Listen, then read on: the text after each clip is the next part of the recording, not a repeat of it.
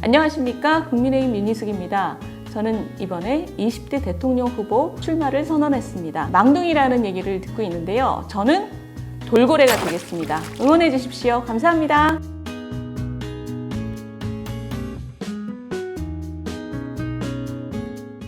이제 뭐 워낙 다른 분들하고는 뭐 책도 그렇고 이제 주로 뭐 부동산부터 뭐 이제 이런 쪽으로 말씀 많이 하시니까 이제 뭐 그것도 뭐 전혀 안 하지는 않겠지만 이제 그거보다는 좀 다른 분들하고 안 했던 얘기를 저는 좀 많이 해보려고 해요. 그래서 이제 그 중에 하나가 이제 교육 얘기고 교육 얘기를 제가 여쭤보는 거는 두 가지인데 어쨌든 하나는 굉장히 이제 교육 개혁도 결국 굉장히 필요하다라는 말씀도 하시고 관심이 많으신 것도 사실이고 또 하나는 결국 이제 계속 그 국민의힘을 넘어서 뭔가 더 큰 무대로 나가신다 그러면은 이제 모든 게 다 검증의 대상이 되는 거고 그럴 때 이제 교육 문제나 뭐 보육 문제 같은 거 나왔을 때 어쨌든 이렇게 자녀를 키워보지 않은 경험 같은 게 뭐 그냥 보통 관계에서는 요즘 뭐 그런 PC형 같은 것 때문에 막 대놓고 얘기는 못하겠지만 결국은 이제 그런 얘기들 그런 것도 어떤 또 공격 포인트가 사실 될 수도 있고 그리고 본인은 또 그러면 그런 거에 대해서 뭐 어떻게 생각을 하시는지도 궁금하고 그래서 이제 그 두 가지 때문에 이제 교육 얘기로 한번 먼저 시작을 좀 해보려고 하거든요. 그래서 일단 이제 제일 크게 문제라고 생각하는 교육의 그러니까 현재 우리나라 교육의 제일 큰 문제라고 생각하는 거는 무엇인 거예요? 역시 노동 문제처럼 이런 뭐 정교조나 이런 노조 문제 이런 게 되게 심각하다고 보시는 건가요? 아니면 뭔가요? 그렇죠. 근데 그러니까 전교조는 뭐 부분의 얘기고 지금 궁극적으로는 아이들을 굉장히 빠르게 세상이 변하고 있는데 거기에 준비시키는 교육을 지금 하고 있느냐의 문제인 거죠. 준비시킨다는 얘기는 학교에서 배운 걸 가지고 사회에 나와서 적극적이고 자기가 그러니까 변하는 세상을 겁내지 않고 살아갈 수 있도록 해주느냐 그 얘기죠. 근데 그 얘기는 뭐냐면 세상에서 자기가 자기 인생을 경영할 수 있도록 필요한 능력을 학교에서 장착을 해줘야 되는 거거든요. 근데 이 필요한 능력이라는 게 옛날 우리가 학교 다닐 때하고 요즘은 많이 달라진 거예요. 우리 때는 사실은 필요한 지식을 머리에 넣어서 그거를 이렇게 활용하는 게 중요한 능력이었다면 지금은 지금 노동시장에서 가장 필요한 능력이 뭐냐 그러면 왜냐면 모든 지식이 핸드폰에 다 있기 때문에 지금은 예전과 같은 그런 지식이 필요하다기보다는 그 상대방의 말을 잘 듣고 자기 말을 잘 전달하고 이런 소통 그리고 상대방이 자기를 믿고 서로 얘기가 되도록 하는 공감 능력 그리고 서로 협조할 수 있고 그 다음에 핸드폰에 있는 그 지식을 어디서 뭘 찾을 수 있고 이걸 가지고 뭘 할 건지에 대한 창의력 이런 거란 말이에요. 그럼 여기에 맞도록 학교 교육이 변해줘야 되는 거죠. 근데 지금 우리 학교 교육이 그렇게 변하고 있냐 그러면 부모들이 그렇다고 생각하는 사람 거의 없을 거예요. 왜 그럴까요? 왜 변하지 못하는? 아니 그러니까 그게 이제 그 뿌리는 우리가 예전에 개발 시대 때 우리나라 교육은 전 세계에서 가장 성공한 모델이었어요. 왜냐하면 너무 빠른 시간에 그 국민 대부분을 뭐 완전 그 글씨를 모르는 사람부터 시작해서 상당한 중산층으로 키워냈단 말이에요. 굉장히 효율적이었어요. 그렇게 하기 위해서 4대 교대 엄청 만들고 애들 쫙 모아가지고 뭐 이부제도 돌리면서 굉장히 효율적으로 그렇게 할 때는 선생님들이 앞에서 공부 잘하는 애들을 인재로 키우고 뒤에 앉은 사람들은 포기할 수밖에 없었어요. 왜냐하면 이 많은 애들을 가르치기 위해서는 되게 다지선다로 빨리빨리 평가하고 굉장히 효율적인 방법인데 문제는 지금 세상이 변했기 때문에 세상이 요구하는 그 인재상도 변했고 사람들 개개인이 세상에 나가서 행복하게 살 수 있는 그 장착해야 되는 능력도 많이 변했단 말이에요.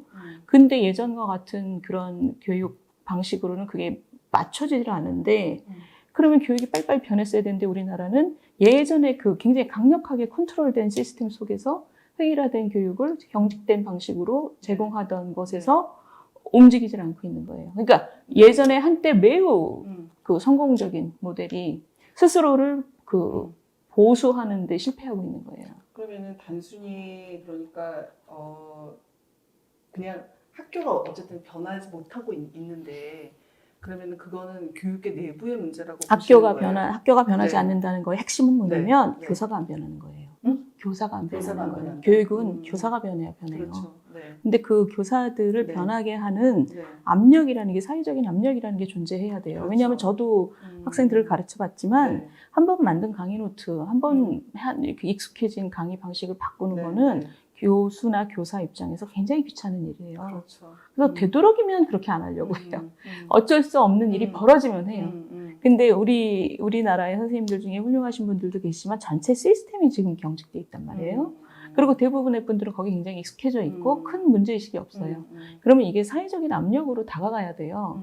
그런데 그런 사회적인 압력이 없지 않으나 그게 그렇게 다가가지 않는 것은 네. 조직이 있단 말이에요. 그 조직이라는 게 굉장히 그런 압력, 사회적인 압력으로부터 네. 개인들을 보호하기보다 일종의 방패를 해주는 거죠. 네, 그죠? 네, 그냥 네. 느껴지지 않도록. 네, 네. 그런 의미에서 저는 전교조가 이 사회적인 수요를 잘 맞추고 있지 않다는 의미에서 너무 세다 이렇게 생각을 해요. 이번에 그 조 의원 네. 교육감 그 의혹만 봐도 네. 지금 사회적으로 그 젊은 사람들이 얼마나 일자리 잡기가 그렇죠. 어려운데 특히 네. 임용고 씨는 더해요 진짜. 네, 네. 근데 아무렇지도 않게. 그렇죠. 그게 뭐 아무렇지도 않다는 듯이 얘기하잖아요. 그게 뭐냐면 사회적인 압력으로부터 본인들이 굉장히 완전히 괴리되어 있는 거예요. 그런 건 굉장히 큰 문제죠.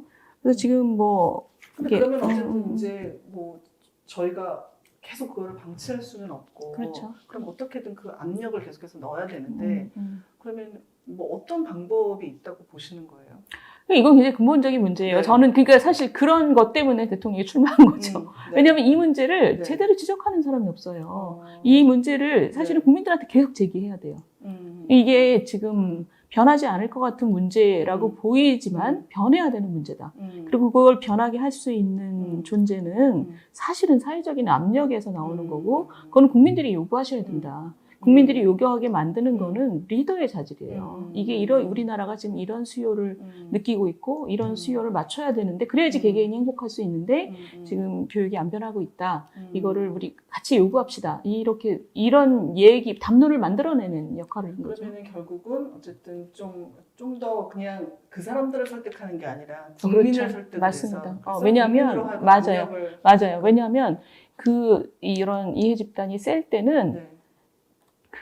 뭔가 뭘 주고받기 하기가 굉장히 어려워요. 왜냐하면 원래 지금 누리고 있는 게 되게 많을 때는 그렇죠. 뭘 하나 주고받고의 타협이 본질적으로 어렵거든요. 그럴 때는 그 운동장이 너무 기울어 있을 때는 운동장을 좀 이렇게 맞춰줘야지 그게 가능해져요. 근데 그 운동장을 맞춰준다는 게 뭐냐면 사회적인 인지도가 높아지는 거예요. 국민들의 어떤 그 의식, 거기에 대한 그 문제의식을 갖다가 높이는 거죠. 그래야지 운동장이 좀 이렇게 기울어지게 되는 거죠. 그러면 그게 지금 이것과 결국은 뭐 어떤 노동 문제도 같은 결국 얘기죠. 같은 맥락으로 같은 얘기입니다. 정확하게 저는 같다고 봐요. 왜냐하면 예를 들면 우리나라에서 제일 잘 나가는 업계가 지금까지 자동차 업계였잖아요. 네.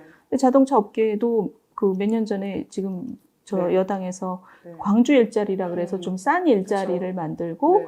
그 대신에 인프라를 좀 해주는 그런 거를 제안했잖아요. 저는 네. 굉장히 좋은 그 프로젝트라고 생각해요. 그런데 그게 지금 현재 자동차 업계의 평균 임금의 한 반 정도, 반이 안 되는 걸 제안했단 말이에요.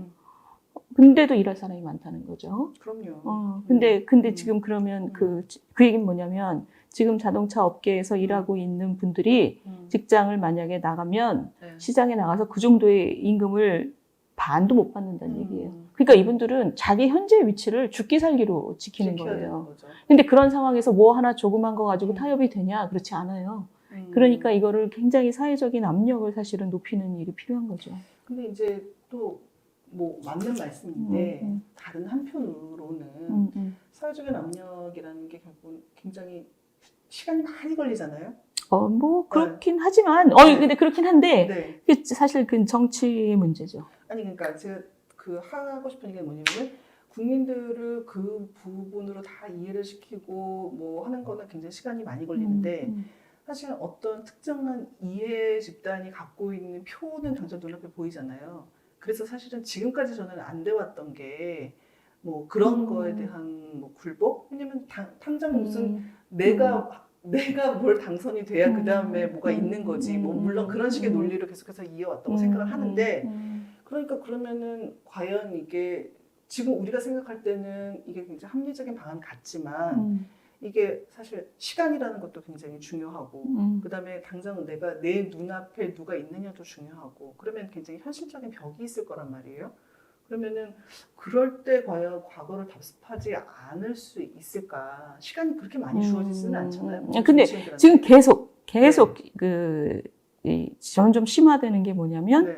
젊은이들이 기회가 네. 없다는 것, 그리고 네. 젊은이들이 굉장히 지금 박탈감을 느끼고 음. 있다라는 이쪽의 압력이 세지고 있어요. 그만큼이 세지는 거가 사실은 희망인 거예요. 정치에서는. 이 지금 기존에 지금 말씀하신 네. 지레 겁먹고 지레 포기했던 것들을 다시 새롭게 재개할 수 있는 그런 저는 그 뭐랄까 힘이 생기고 있다고 봐요. 근데 정치인들도 크게 겁내지 않고 왜냐하면 이게 굉장히 그 국민들이 공감할 여지가 많단 말이에요. 왜냐하면 젊은 사람들만 있는 게 아니라 그 젊은이들이 네. 집에서 죽치고 있는 걸 바라보는 부모님도 그렇죠. 안타깝거든요. 네. 그러니까 이게 지금 점점 더 뭔가 이게 바뀌어야 된다라고 생각하는 인구가 많아지고 있는 거죠. 그럼 정치인들로서는 좋은 기회죠, 사실은. 그러니까 그 기회를 정말 놓치면 안 되는 놓치면 안 되는 거죠. 그래서 나오신 건가요? 그렇죠. 아니 그래서 정말 저는 뭐 여러 가지가 있지만 사실은 뭐 미래를 너무 말하는 주자가 없어서 내가 직접 나왔다 그렇게 말씀하셨잖아요. 저는 그 부분을 굉장히 사실 공감을 했거든요. 근데 그거는 뭐 그러니까 굳이 민주당을 일단 얘기할 필요도 없이 그러면 국민의힘에서도 여전히 그런 미래나 청년이나 이런 데에 대한 관심은 정치인들은 굉장히 부족하다 이렇게 보시는 건가요? 저는 아쉬웠어요. 사실은 그런 얘기가 네. 뭐라 하죠? 우리 보통 그런 얘기 하잖아요. 벙벙하다는 표현을 쓰잖아요. 응? 벙벙하다는 게 뭐냐면 네. 그 알맹이는 없고 약간 그런 느낌. 있고. 그러니까 들을 때 사람들이 힘을 받지 못한다는 얘기죠. 아, 이거 이렇게 하면 되겠구나라는 것을 그 사람들한테 알려줘야 사람들이 마음속에 힘이 생기거든요. 근데 그런 그 얘기를 저는 못 느꼈어요. 그래서 나는 좀 다르게 할 수 있겠다라는 생각을 한 거죠.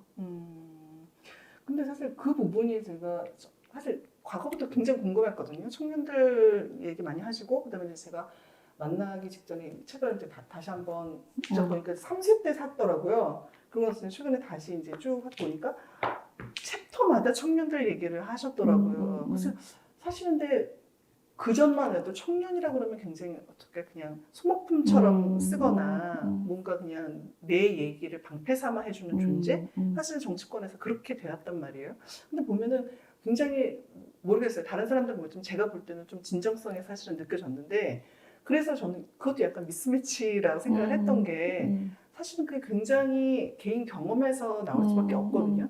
지금 저희 애도 대학생인데 그러면 사실은 그 직접적으로 경험을 하는 것과 사실 경험하지 않은 것과 저는 솔직히 차이가 있다고 보는 편이에요. 그런데 그러면 특히나 이런 교육 혹은 청년들의 고통 이런 부분은 사실 공감하고 체감하기 솔직히 쉽지 않은 환경이신데 어떻게 그 청년을 그렇게 주목하고 그러니까 꼭 비판을 하고 미래를 얘기한다고 해서 그걸 꼭 청년의 초점을 맞춰서 할 필요는 사실 없는 거잖아요. 근데 저는 사실 그 부분이 제일 인상적이었거든요. 네. 이게 두 가지인데 첫 네. 번째는 저희 집은 4남매가 되게 가까워요. 그래서 저는 조카가 5이에요. 그래서 네. 조카들이 되게 파김치처럼 있는 거를 많이 봤고 그래서 지금은 다 파김치 상태에서 벗어났나요? 파김치 상태를 벗어난 애들이 지금 한 60%? 셋은 벗어나고.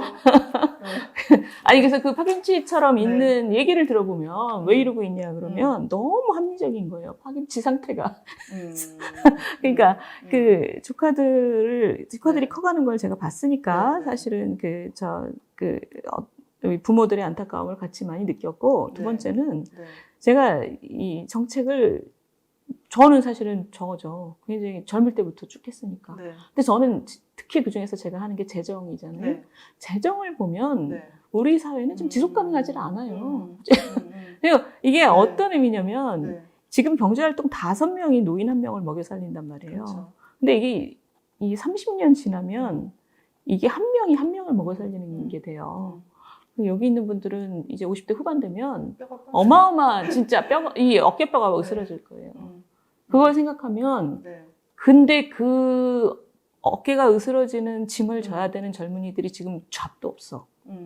근데 지금 젊을 때 일자리가 없다는 거는 네. 잠깐 놀다가 네. 잡으면 되는 게 아니에요. 왜냐면 그 나이에 배워야 될 게 그렇죠. 있어요. 네. 각 나이에 배워야 될 게 있기 때문에 네. 젊을 때 한 5년 놀았다, 일할 때 놀았다 그러면 일생 동안 가는 그 소득 곡선이 밑으로 내려앉는 거예요. 그렇죠. 그러니까 완전히 그 평생 가질 수 있는 기회가 지금 막 없어지고 있는 거거든요.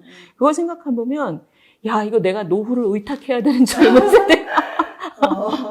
이게 이 사회가 이렇게 지속 가능하지 않다는 거를 계속 느낀 거예요. 근데 이제 되게 화가 나는 거는 그 정말 타협의 여지가 없는 거예요. 이게 일자리를 가지고. 왜냐하면 그 젊은 사람들이 왜 기회가 없냐 그러면 우리 경제가 예전에 고성장 경제에서 저성장으로 내려앉은 게 제일 큰 건데 문제는 그렇게 파이가 줄었는데 왜 그럼 청년만 힘드냐. 왜 그 충격이 청년한테만 가냐. 그거는 뭐냐면 예전에 만들어졌던 사회적인 룰 때문에 기성세대는 선점했단 말이에요. 그럼 선점한 사람들은 아주 안정적인 자리를 선점하고 있고 젊은 사람은 들어가지도 못하고 있으면 그렇죠. 이게 서로 조정을 해줘야 되는 문제란 말이에요. 이런 게 바로 노동개혁이에요. 그런데 거기에 대해서 너무나 비타협적이니까 어떻게 사회가 이런 식으로 굴러가고 있느냐. 근데 제일 차적인 책임은 이제 정치인이죠. 왜냐하면 정치인은 이 사회가 앞으로 어떻게 될 건지를 계속 생각하고 그걸 조정시켜야 되는 책임이 있는 거니까. 그러니까 지금 뭐 아주 개인적으로 이걸 느끼지 못했다라는 말은 저는 그거는 근데 약간 다른 문제라고 생각해요. 왜냐하면 제 형제들은 굉장히 가슴 아파하고 화내지만 세상에 대해서 답답해하지만 자기 자녀에 대한 그 문제를 일반화시키지는 못해요. 그런가요? 그렇죠. 이게 왜 문제인지를 어디서 뭐를 뚫어야 될지를 생각하는 거는 전문성이 필요해요. 근데 그것을 저는 그 면에서는 전문성이 있는 거죠. 그러니까 그 옆에서 일어나는 일을 가슴으로 느꼈는지는 그거는 뭐 사람마다 다른 거니까. 근데 그것을 일반화시키고 체계적으로 사고해서 뭐를 어디를 뚫어야 된다라는 안을 만들어내는 것은 저는 제가 비교우위가 있는 것 같아요. 그러면 오히려 비교우위가 있지 그게 결코 약점으로는 작용하지 않는다 그렇게 보시는 건가요? 그렇죠. 저는 그렇게 생각해요. 저출산 문제도 굉장히 심각하잖아요. 근데 저는 이제 모든 정책 하나하나에 대해서 사실 다 의견을 여쭤보고 싶은 생각은 없어요. 근데 이제 통해서 대충 그러면은 윤희수라는 사람이 어떤 사람이구나 좀 그림을 이제 그려보고 싶은 게 있는데 그러면 이제 그 문제에 대해서도 사실 공격받을 수 있는 포인트도 크잖아요. 뭐가? 아니 그러니까 이제 야 그러면 출산에 관해서 너는 기여한 바가 없지 않느냐. 근데 이제 그게 지금 젊은 세대들은 굉장히 다르고 그게 트렌드라고 하지만 사실 이제 아까 계속 평균적인 거라고 말씀을 하시니 알았어. 무슨 얘기인지 알겠어. 두 분은 아기가 있어요? 결혼을 안 했어요. 결혼을 안 했어? 결혼을 늦게 하죠. 어제 우리 서울대 교수님 오셔갖고 톡했는데 그분이 그러더라고. 아이들한테 물어보면 학생들한테 결혼을 안 하겠다라는 비율이 남자는 20에서 30, 여자는 70에서 80이래. 근데 그 이유를 들어보면 너무 합리적이라서 설득을 하기 싫대. 무슨 얘기냐면 애를 낳아봤기 때문에 애를 낳으라는 얘기를 할 수는 있겠지만 애를 안 낳는 여자의 마음은 난 내가 제일 잘 알아요. 그러니까 미래형이다. 그렇지. 왜 애를 안 낳, 왜 어떤 두려움을 마음속에 갖고 있는지는 난 내가 제일 잘한다고 생각해요. 그래서 저는 나는 여자들한테 애 낳으라고 말하는 사회에선 절대 여자들이 애 안 낳아.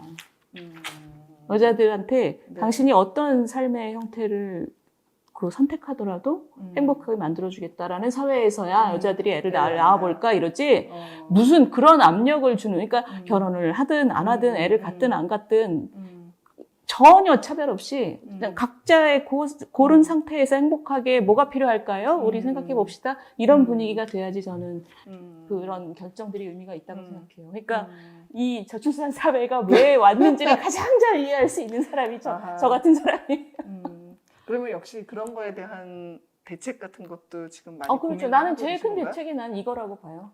여성도 이건 뭐 여성이나 남성이나 마찬가지인데 애를 낳든 안 낳든 결혼을 하든 안 하든 행복할 수 있도록 만들어주는 게 제일 큰 솔루션이에요, 사실은.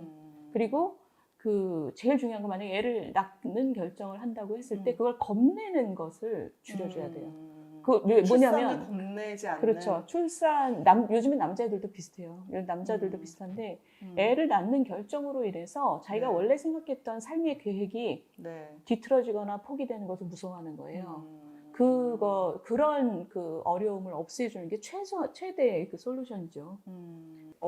어떤 소위 말해서 그 민주당의 일부 의원들만 그렇게 무식하다고 생각하시는 거예요? 아니면 우리 좀 정치인들의 전반적인 수준이 와서 보니 조금 아니 나는 보시는 그렇게 거예요? 무식하다고 무식하다는 게 네. 아니고 네.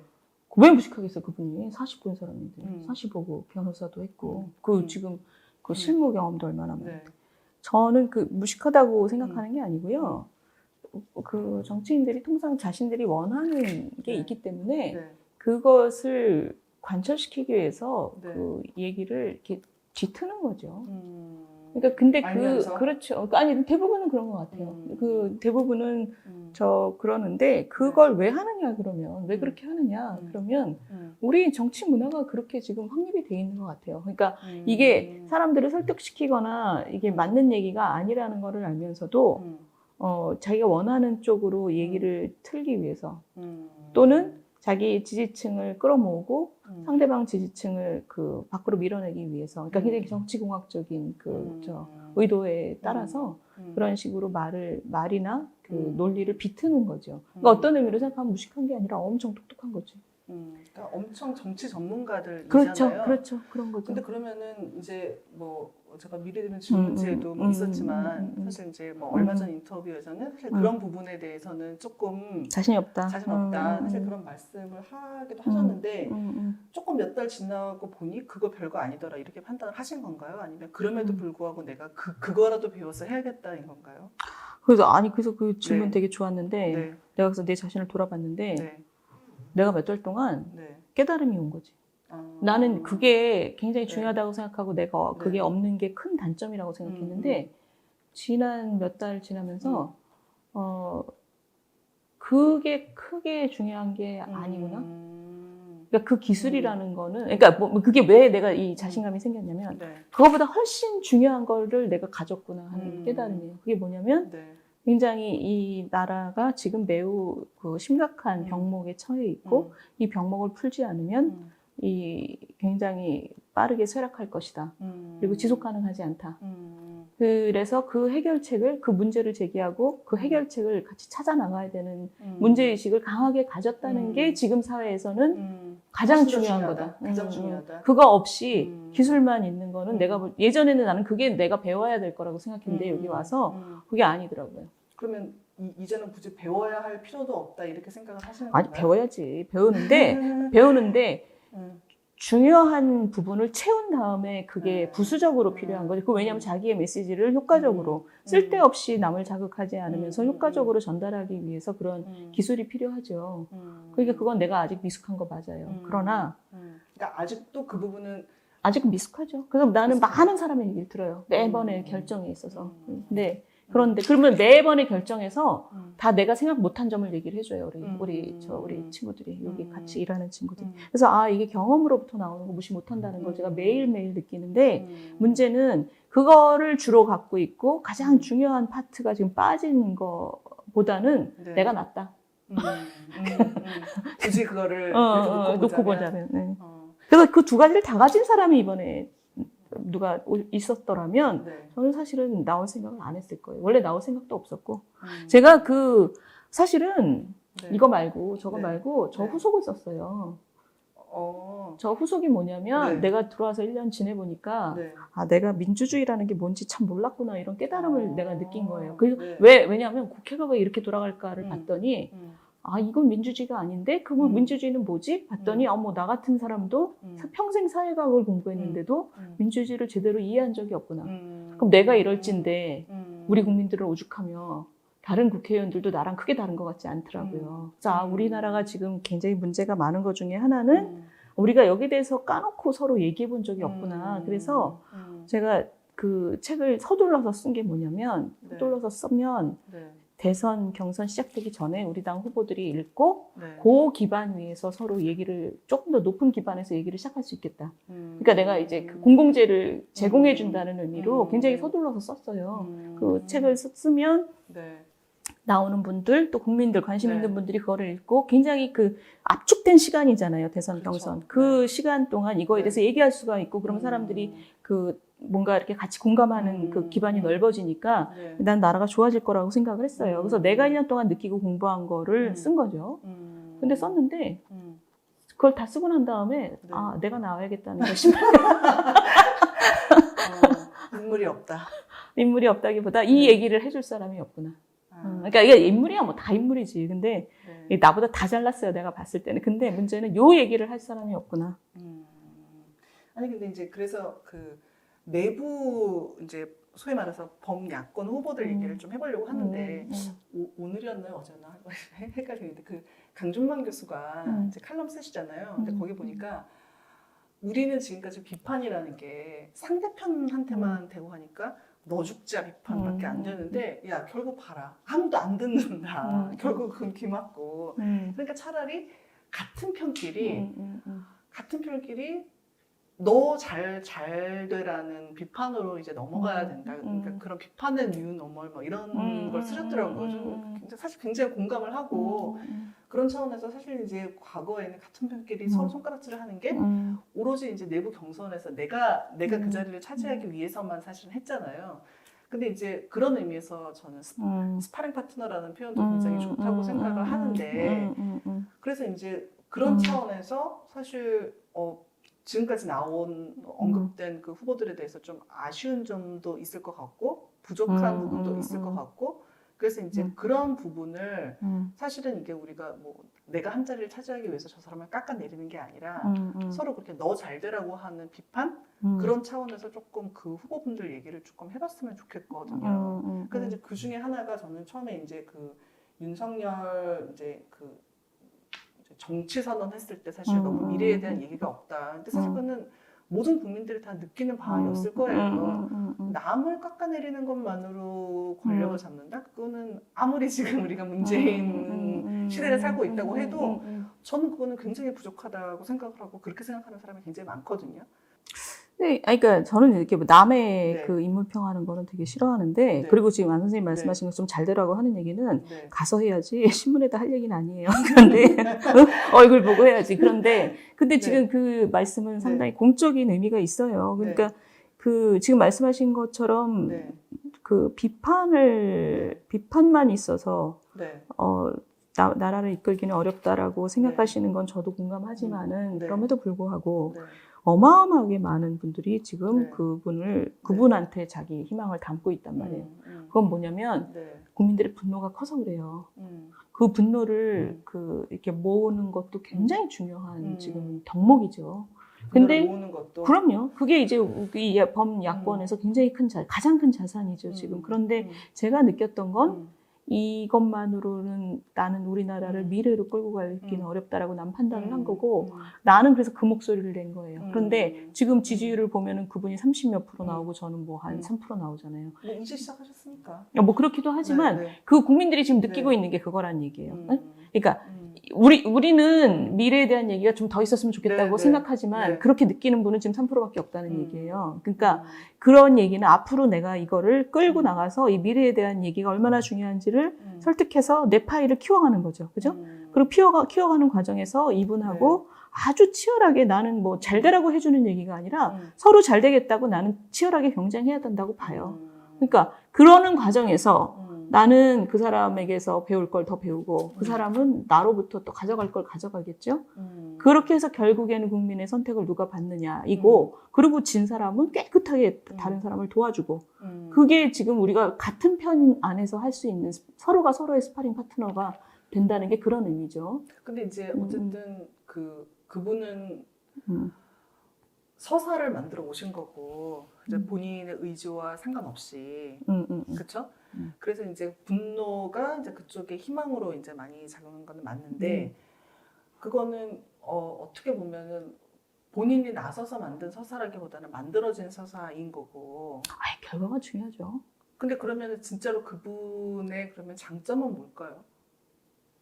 그러니까 희망이 거기에 다 쏠려 있다. 그거는 우리가 다 아는 바고. 그러면은 정말 그 인물로 봤을 때 그러면 그 사람의 장점, 뭐 경쟁을 해야 되는 그러니까 입장에서는 저는 장점과 단점을 그분의 다 파악을 장점이 해야 돼. 뭔가 본인이 계속 네. 얘기하셨듯이 법치와 자유민주주의에 대한 네. 확신이 있다. 네. 그것도 난 되게 중요한 거라고 생각해요. 왜냐면 네. 제가 법치에 이번에 대한 확신. 법치와 자유민주주의에 대한 확신, 그분이 그 얘기를 굉장히 강조했는데 저는 사실 이번에 제가 쓴 책도 그 얘기예요. 우리나라에서 거기에 대한 공감대가 말로는 얘기가 됐지만 그게 우리 국민이 정말 그걸 중시했다면 조국 장관 같은 사람이 어떻게 그렇게 오래 있었겠어요? 그런 사람을 어떻게 법무장관에 임명했겠어요? 그래도 된다고 생각하니까 임명한 거죠. 근데 우리 사회에 아직 그게 약하기 때문이에요. 그래서 그분이 자기가 법치와 자유민주주의에 대한 그 확신을 가지고 그거를 세우겠다 이렇게 얘기한 거는 저는 지금 우리 요 단계에서는 굉장히 중요한 부분이라고 생각해요. 그리고 한 가지 더 난 되게 재미있다고 느꼈던 건 그분의 매력이 있는 게 얼마 전에 그 SBS에서 인터뷰한 거 보셨어요? 저는 못 봤어요. 그거를 저도 이렇게 스킵하면서 봤는데 네. 마지막인가 사회자가 그런 얘기를 뭐 복지에 대해서 물어봤어요. 그랬더니 이분이 뭐라 그러냐면 제가 복지에 대해서 알면 얼마나 알겠습니까? 근데 내가 저분의 매력이 저런 거구나. 그게 사람들을 그 순간의 마음을 뭔가 이렇게 보려고 했던 마음을 탁 내려놓게 만들어요. 내가 굳이 이름은 얘기 안 하겠지만 다른 사람 같으면 죽기 살기로 잘난 척했을 텐데. 그러니까 이분은 그런 매력이 있어요. 그래서 저분이 나중에 레이스에서 저런 매력을 보일 수 있겠다. 그러니까 좀 소탈한 그 부분이 있죠. 그리고 잘난 척하지 않고 꾸미지 않고 그런 거는 굉장히 좋은 매력이죠. 난 정치인으로서는 굉장히 저거는 닿기 어려운 매력이라고 근데 생각했어요. 이제 뭐 넘어야 될 산도 너무 많잖아요. 그렇죠. 그건 본인이 해야 될 몫이죠. 그거는. 그건 뭐 저거지. 근데 저는 이제 우리나라가 조금 더 좋은 나라가 되려면 그분이 설명해야 될 것과 설명하지 않아도 될 것을 좀 구분하면 좋겠다는 생각은 들어요. 지금은 막 너무 많은 얘기가 나와서. 것은 어쨌든 뭔가 본인의 과오지 뭐. 그런 본인의 과오에 대해서는 어쨌든 진솔하게 그럼요. 설명하고 소명을 해야죠. 근데 다만 뭐 어떤 그 외에 다른 것들, 그 외에 다른 사생활 영역 같은 거는 조금 구분을 했으면 좋겠다. 나는 솔직히 내 소망은 그렇게 좀 언론들도 그렇게 해줬으면 좋겠다는 생각을 하고 있어요. 근데 이제 우리나라는 그게 딱 구분하기 어렵게 겹쳐 있는 게 굉장히 많아서. 그건 그런데. 네, 저도 사실은 아니 뭐 장모가 어떻고 심지어 뭐 와이프가 뭐 어땠으면 어때라고 저는 생각하는 건데, 근데 사실은 그게 그러면은 본인이 정말 가장 권력을 갖고 있을 때 그 처리가 그러면 깔끔하게 됐느냐? 그러니까 그거는 완전히 겹쳐지거든요. 그거는 공적인 문제죠. 아니 그렇죠. 그러니까 내 말이. 근데 그거를 뭐 그러면은 이거는 뭐 왜냐면 그게 다 조금씩 이게 그러니까 겹쳐져 있는 그러니까 맞물려 있어도 본인이 책임져야 될 문제가 있으면 그거는 소명을 해야죠. 그러면은 이제 뭐 이분은 이렇고 사실은 이제 뭐 저는 굉장히 비극적이라고는 생각하는데 이제 뭐 최재형 감사원장 같은 경우도 뭐 어디가 비극적이? 아니 그러니까 그렇게 나오게 됐던 사실 임기도 다 마치지 않고 왜냐면은 사실은 어떤 정치적인 중립성이나 이런 거에 대해서 본인이 엄청나게 그거를 되게 항변도 하셨고 노력도 하셨고 근데 그게 어쨌든 좌절이 됐잖아요. 근데 좌절이 됐지만 결과만 놓고 보면 본인도 결국은 그 중립성을 해치는 거에 어쨌든 가담을 한 게 돼버렸잖아요. 그거는 바람직하다고 보기 어렵지만 그 앞단의 문제를 우리가 제거하고 볼 수는 없는 문제라고 저는 생각해요. 그러니까 보통의 상황이라면 그거는 우리가 학교에서 이런 거는 별로 바람직하지 않다고 가르치는 예죠. 그러나 국민들이 그걸 그렇게 느끼나요? 느끼지 않는 이유가 국민들은 그 앞단을 알고 있어서 그래요. 오죽하면 그랬겠냐. 오죽하면에 해당하는 얘기가 지금 국민들이 굉장히 공감하고 있기 때문에 나는 지금 정부가 뭐 이 정부의 사람이 둘이 뭐 각 정치적인 이유로 각 세워서 뭐 이렇게 얘기하는 게 하나도 국민들이 귀에 안 들어올 거라고 생각하는 게 뭐냐면 그분들이 일을 하는 과정에서 정치적인 의도가 우리가 느껴졌냐 하면 난 느껴지지 않았거든요. 시키는 일 열심히 했어요. 그렇죠. 시키는 일 열심히 하는데 그게 막 무너진 거지. 국회에서 무너지고 청와대로부터 무너지고 이게 법치가 무너지는 거를 눈앞에서 본 사람들로서는 굉장히 이 뭐죠? 결기가 있는 분들은 나왔고 또 시대가 요구한다고 본인들이 느낀 거고 그런 면에서는 문 대통령이 그 두 사람에 대해서는 인사를 잘한 거지. 특히나 이제 재정 뭐 이런 거에 대해서는 사실 뭐 점점 심해지고 있지만 그게 문정부 초기부터 심지어 코로나 전부터 맞아요. 계속해서 문제가 됐던 맞아요. 거고 그러면 사실 거기서 자유롭지 못한 분이란 말이에요. 이 분은. 그러니까 네. 정권 초기에 그 네. 자리에 가서 네. 정권 초기는 정말 서슬이 펄할 때이기 그렇죠. 때문에 네. 그 돈을 막 써제끼는 분위기 속에서 저는 사실은 그 비판적인 칼럼도 썼고 네. 그때 그 당시에 네. 네. 그 굉장히 저는 문제라고 생각을 많이 네. 했고 네. 근데 이제 우리가 지금 지난 몇 년 동안 계속 우리의 생활 패턴이 어떠냐면 네. 그 뒤에 사람을 만나면 또 아우 앞에 구간이 명간이 계속 뒤에 계속 그러고 있는. 근데 그분이 저는 사실은 네. 그 비판적이에요. 그러니까 지금 말씀하신 거랑 음. 공감하는 게 내면에 대해서는 내 모르겠으나 저 외면은 네. 그 이후에 방만한 굉장히 지금 보면 기재부는 원래 기재부의 전문성과 독립성이 있기나 했었나 하는 생각이 들 정도로 완전히 종속적이거든요. 그런 모습으로 가는 길을 터줬다고 봐요.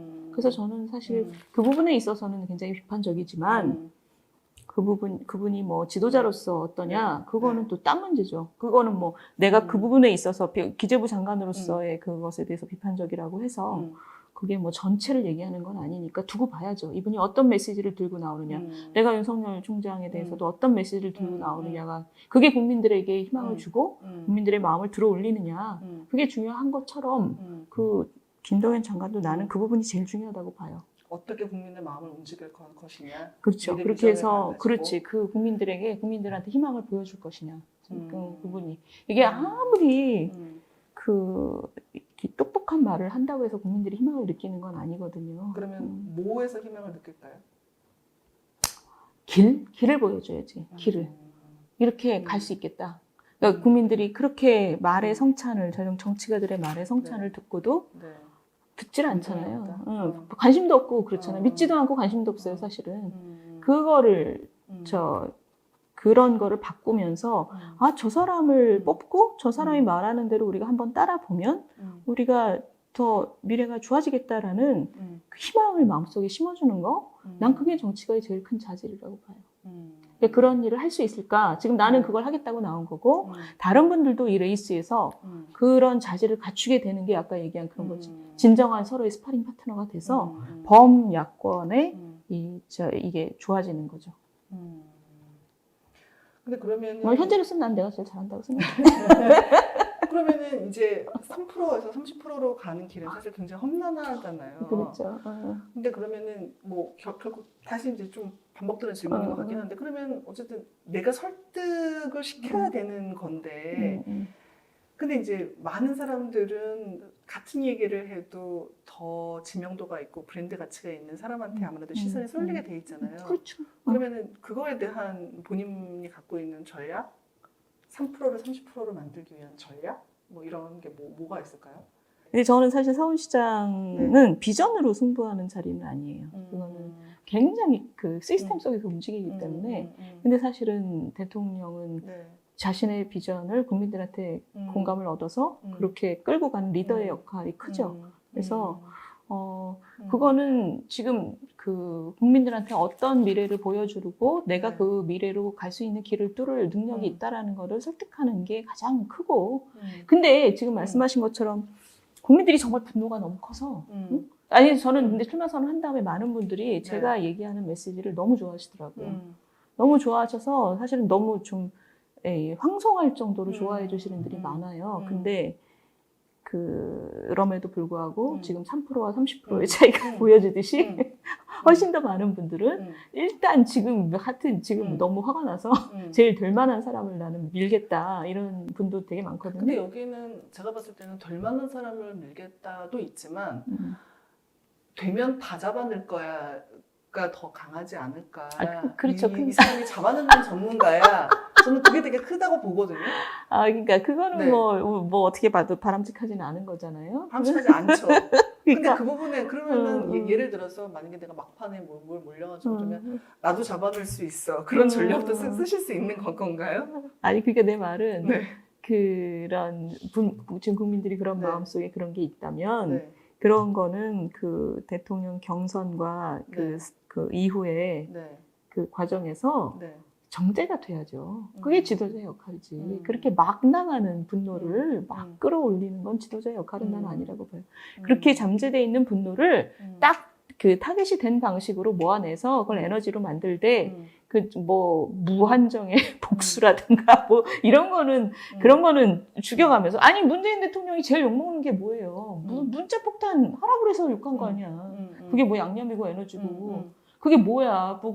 저 폭력을 방조한 거잖아요. 방조하고 심지어 조장했어. 그럼요. 그렇게 사랑받는 지도자는 그 국민들한테 책임이 있는 거예요. 근데 그분은 그거를 방기했단 말이에요. 난 그분은 계속 그걸로 앞으로도 비난의 여지가 있다고 봐요. 그리고 이제 그 공무원 얘기도 조금 해보고 싶은데 사실 이제 어떤 그 실력, 공무원들의 전문성, 뭐 이제 그런 말씀도 좀 하셨잖아요. 근데 그게 이번 정권 들어서 좀 더 두드러지게 문제가 됐다고 보세요? 아니면은 전반적으로 아까 학교 시스템과 마찬가지로 세상을 못 따라가면서 그냥 정권과 무관하게 그냥 어쩔 수 없이 계속 그 조금 실력이 떨어지고 뭔가 뭐 이렇게 돼버렸다고 판단을 하시는 건지. 이게 분명히 이 정부 들어서 심해진 건 있어요. 왜냐하면 180석이 됐기 때문에 180석과 대통령의 지지율이 높기 때문에 거의 무소불위예요. 그러니까 이 관료들이 그 저거죠.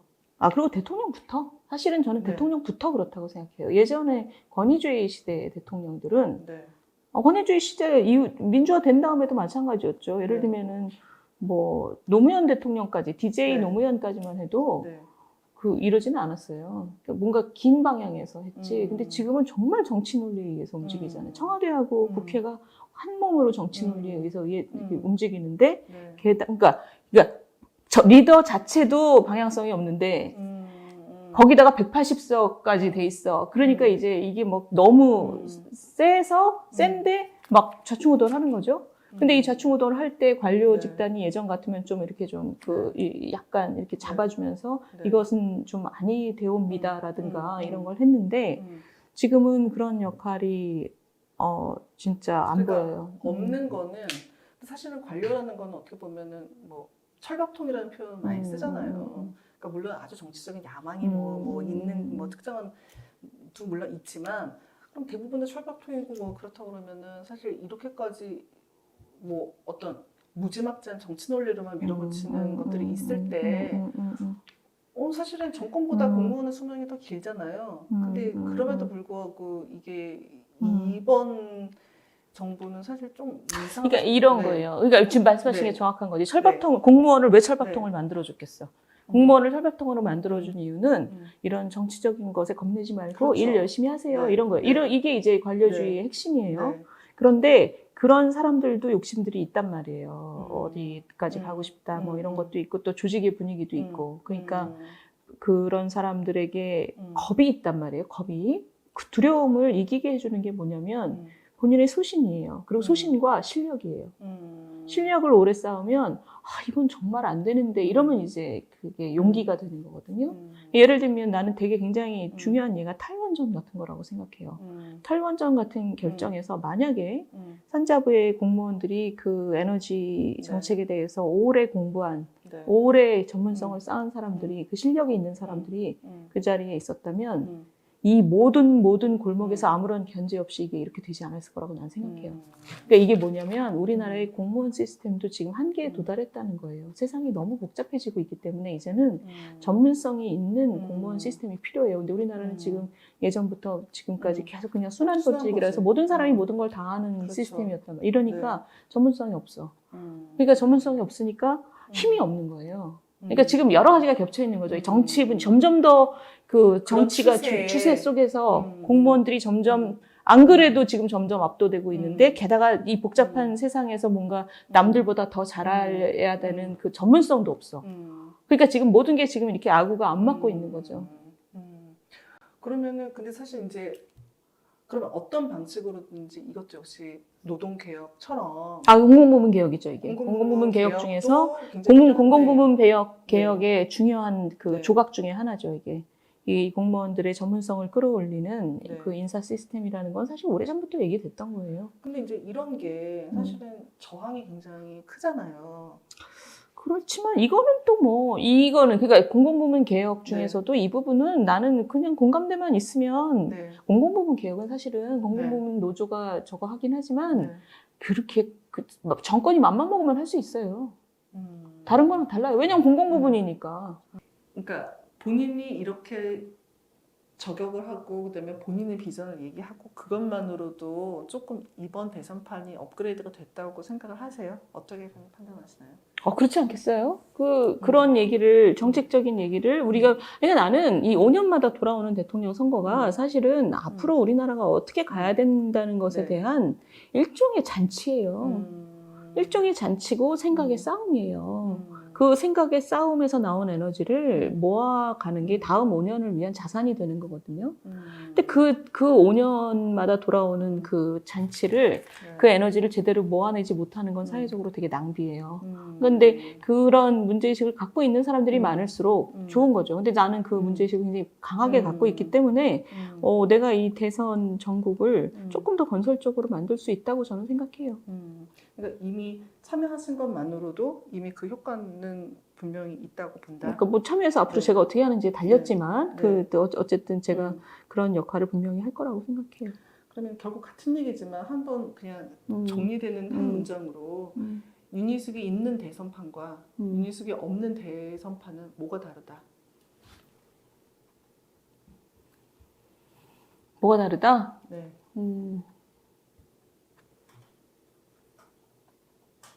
뭔가 정책 기반의 얘기를 끊임없이 강제하겠죠, 제가.